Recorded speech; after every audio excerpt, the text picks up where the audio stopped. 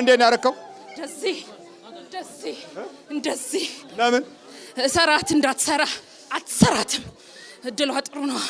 ተላክን አደጉ ባሏም ይጸልያል። ድርቅ አረግነው ድርቅ እጇን እንዴት ነው አሁን በመረረን 3 ወር እኮ ሙሉ አልሰራም ይሄና ጋንንት ካላባረርኩ እያለ ያውና አዛጋ ይሄ ደብረ ዘይት አቃጠለኝ። አድፍጦ በጣም አቃጠለኝ። ቤቱ እኮ ቤተክርስቲያን ተቀለ ቤተክርስቲያን አድፍጣ ነው የተያዝከው?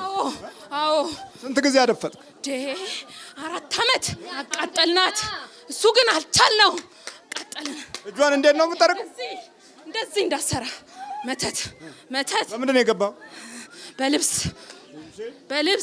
ሌላስ? በልብስ ገብቻለሁ። ሌላስ? በጓደኞቿ በጡት ማሳጃም ገብቻለሁ። በጡት ማያዣ ተመትቼ ከአሜሪካን የተላከው ተብዬ ገባሁ። ከአሜሪካ የተላከ ተብለ ፋኝ ውሰጂ ብላ ላከች።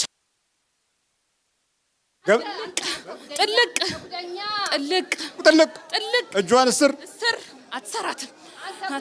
እድሏ እድል መሰለ። አሳያቸው እጇን እንዴት እንዳሰር።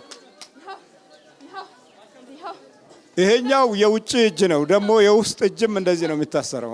አንዳንዴ የውጭ እጅ ደህና ሆኖ የውስጠኛው እጅ የታሰረባቸው ደግሞ ይበልጣሉ። ይሄ የሚታየው አካላዊው እጅ ነው። የአካላዊው እጅ ገጽታ ደግሞ አንደኛው የውስጠኛው ክፍል ከታሰረ አትነቃነቅም። ይሄኛው ዝም ብሎ መብያ እንደው ዝም ብለህ የሚንቀሳቀስ እጅ እንጂ የሚሰራ እጅ አይሆንም። በልተዘጋጅ ወጥነው ከእጇ ላይ እጅ ልቀቅ።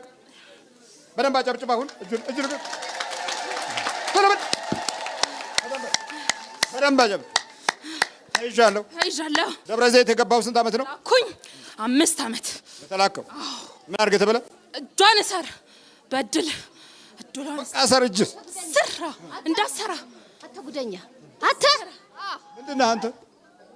እኔ ሁሉንም ነኝ። 666 እዛ የተደረኩኝ በነጮች መተት፣ ባለቆቿ መተት፣ የነጮች መተት፣ በስራ ቦታ መተት። የነጮች መተት ነጭ መተት የት ያውቃል እንዴ? 666ን የሚያመልኩት። እሺ ተዘጋጀ። በኢየሱስ ክርስቶስ ስም፣ በስላሴ ስም፣ በወላዲተ አምላክ ስም፣ በቅዱስ ሚካኤል ስም ሲኦል እንገባለን። ቶሎ 7 እጅ ነው።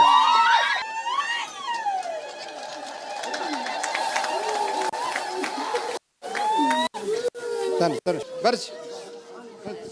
ተነስ አንተ ሂድ።